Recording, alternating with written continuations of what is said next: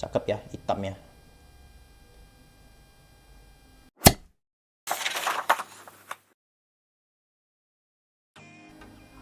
Oke, hari ini kita akan unboxing dashcam dari 70My ya. Jadi ini adalah 70My M500. Fungsi dashcam ya seperti yang kita ketahui ya adalah untuk melakukan perekaman ya terhadap peristiwa yang mungkin terjadi pada kita di jalanan. Oke, untuk versi M500 ini kita coba lihat apa aja sih key selling point-nya. Oke, kita lihat di depannya ini gambar produknya, kemudian versinya, dan di samping kanan ada 70My, samping kiri juga 70My, dan di samping kanan dan samping bawah ada beberapa key selling point-nya. Jadi ini yang pertama ya, kamera ini sudah mendukung resolusi sampai dengan 1944p ya. Jadi di atas QHD tapi belum menyentuh 4K ya, dan ada HDR-nya. Kemudian kamera ini juga udah support 170 derajat angle ya, ultra wide termasuk luas. Dashcam ini juga mempunyai built-in eMMC, ini versi yang 64 GB. Jadi kita tidak perlu lagi SD card untuk perekaman, dan memang tidak ada slot SD card juga ya di dashcam ini.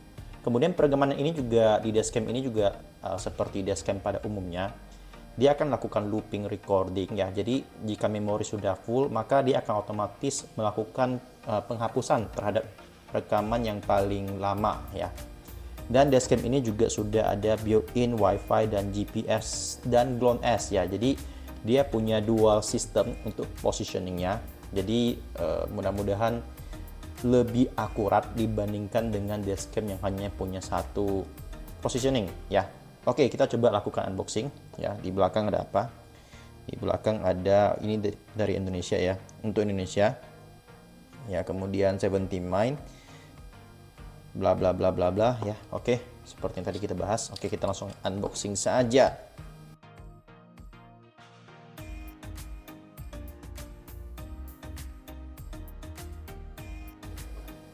Oke, kita lihat apa saja isinya ya.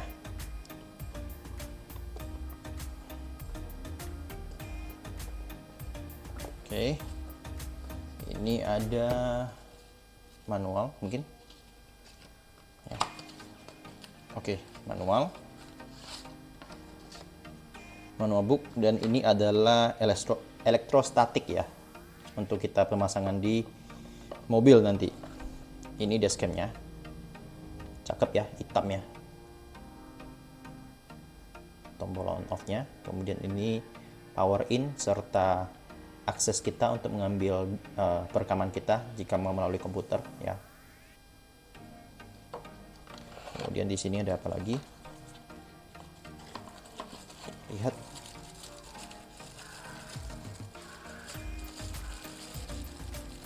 Oke, ini adalah bracketnya ya. Jadi bracketnya ini nih ya. Kita tinggal masukin dari sebelah mana ya?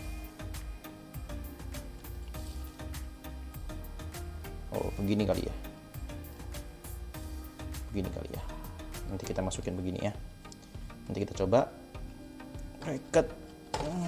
Kemudian ini tools ya untuk perapian kabel di dalam mobil, untuk kita selip-selipin kabel. Kemudian ini ada kabel USB A to USB C, ini 4,5 meter, cukup panjang ya. Kemudian yang terakhir adalah ini untuk mengambil power ya dari soket power di mobil. Ini ada dual port ya, semuanya USB A. Oke, kita coba kesampingkan dulu kotak-kotaknya.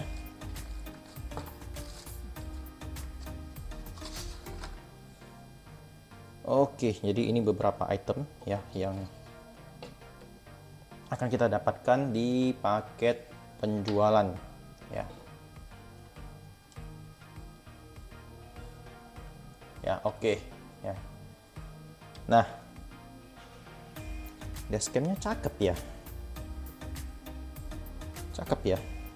Oke, kemudian di dalam dashcam ini juga sudah ada baterai ya sebesar 500 mAh. Dashcam ini juga udah support ya, atau 70My biasanya sih pada kamera dia yang baru-baru ini semua ada support yang namanya 24 hours surveillance, ya artinya dia akan membantu kita memonitoring selama 24 jam di mobil kita jika ada terjadi guncangan ya. Namun itu butuh ada hardware kit yang terpisah lagi yang tidak ada pada paket penjualan yang standar seperti begini. Jadi kita mesti beli terpisah dan pemasangannya itu mungkin agak sedikit lebih susah ya. Mesti meminta yang akarnya untuk membantu melakukan hardwire. Kemudian di dashcam ini juga mempunyai sistem TPMS ya, Tire Pressure Monitoring System.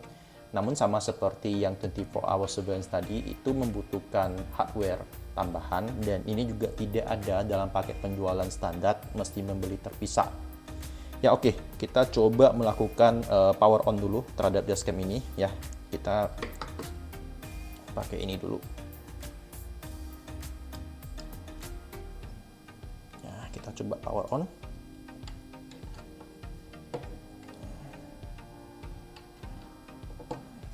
Menggunakan power bank dulu.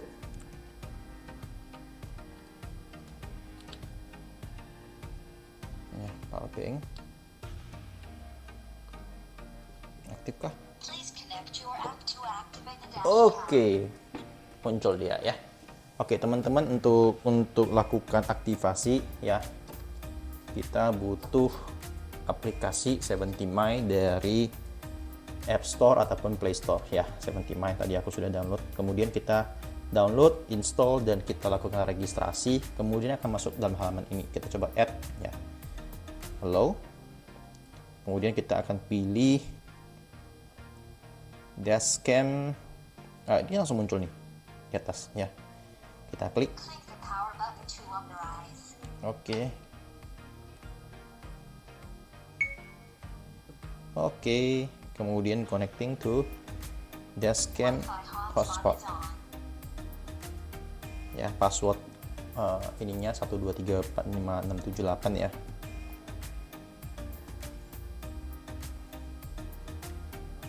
Oke, ini 123456778.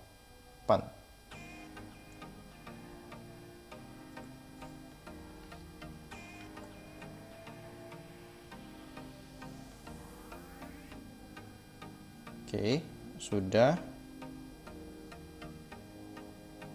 Oke, kita coba kembali ke aplikasi. Sedang loading. Oke. English. Oke, kita next. Oke, ini ya. Ini yang tadi saya bilang ya, 24 hours parking surveillance ya, karena kita belum ada hardware-nya, nggak bisa kita pakai. Kemudian di dashcam ini juga punya voice control, tapi semuanya memakai bahasa Inggris ya. Jadi ada take a photo, shoot emergency videos, record audio, stop audio, enable hotspot, disable hotspot ya. Oh.